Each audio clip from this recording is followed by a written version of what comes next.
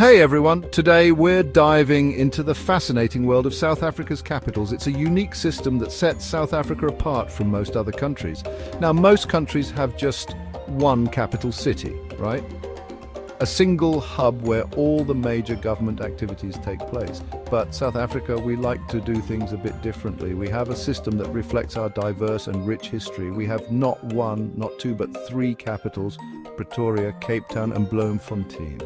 Each city plays a crucial role in the governance of our country. You might be thinking, three capitals, that's crazy. But there's a method to this madness. But trust me, there's a really interesting reason behind it. This system is deeply rooted in our history and the way our nation has evolved over time. It all goes back to South Africa's history, our struggles, and how we learned to work together. The three capitals represent different aspects of our government and heritage. So, get ready to learn about how three cities, each with its own unique story and significance, became the capitals of one amazing country. We'll explore the roles they play and the history behind this fascinating system.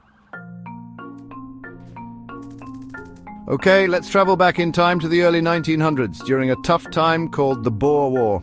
This war was a significant conflict that took place in South Africa between the British Empire and the Boer republics, which were made up of Dutch settlers known as Boers. The war lasted from 1899 to 1902 and had a profound impact on the region and its people. The British Empire and the Boer republics were fighting a really serious war. The British, with their vast resources and powerful military, were determined to assert control over the Boer territories, which were rich in resources like gold and diamonds. On the other hand, the Boers were fiercely defending their independence and way of life.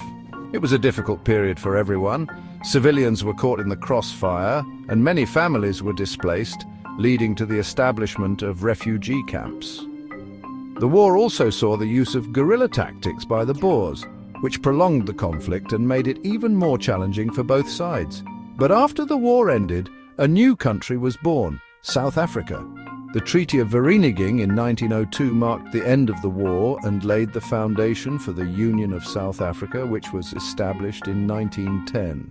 This new nation brought together the British colonies and the Boer republics under a single government. But here's the thing: different groups of people in South Africa had different languages, cultures and experiences. The country was a melting pot of various ethnicities, including the British, Dutch, indigenous African tribes, and other immigrant communities. This diversity was both a strength and a challenge for the young nation. They didn't always agree on things. There were debates and disagreements on how to govern the country, how to distribute resources, and how to ensure fair representation for all groups. These tensions sometimes led to protests and public debates, highlighting the complexities of building a unified nation. So how do you bring everyone together? The leaders of South Africa had to come up with innovative solutions to address these challenges and foster a sense of unity among the diverse population. Well, they came up with a clever idea: three capitals. Instead of having a single capital city, South Africa decided to have three: Pretoria, Cape Town and Bloemfontein.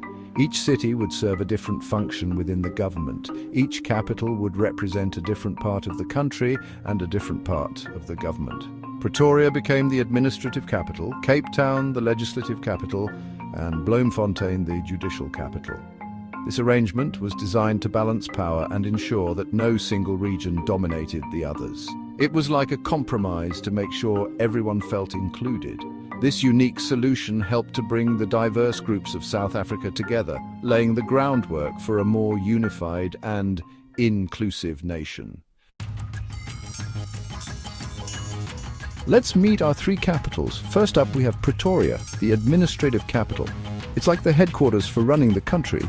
You'll find important buildings like the Union Buildings, where the president works. Next, we have Cape Town, the legislative capital. This is where the parliament is located and they make the laws of the country. And finally, we have Bloemfontein, the judicial capital.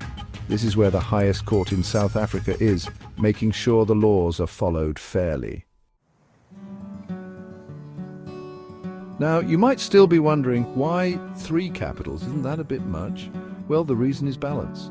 By having three capitals, the founders of South Africa wanted to make sure that no single region or group had too much power.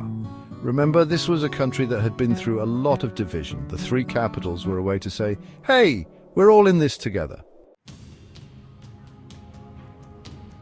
Even today, people in South Africa still debate whether we should have three capitals or just one. This debate has been ongoing for years, and it seems like everyone has an opinion on the matter. Some people think it's a waste of money to have three capitals, and that we should just choose one. They argue that maintaining three separate capitals is inefficient and costly, diverting funds that could be used for other pressing needs like education and healthcare. Others believe that the three capitals are a special part of our history and show how we learned to compromise. They see it as a unique feature that represents the diverse and multifaceted nature of our country. Reflecting our journey towards unity and reconciliation, they think it's worth the cost to keep them. For these individuals, the three capitals are not just administrative centers, but symbols of our rich heritage and cultural diversity. So, will South Africa ever have just one capital? Who knows? The future is uncertain, and the debate continues to evolve as new generations bring fresh perspectives. But what's important is that we keep talking about it and learning about our past. Engaging in these discussions helps us understand where we come from and where we might be headed. After all, it's our history that makes us who we are today. By embracing our history, we can build a more informed and united future for all South Africans.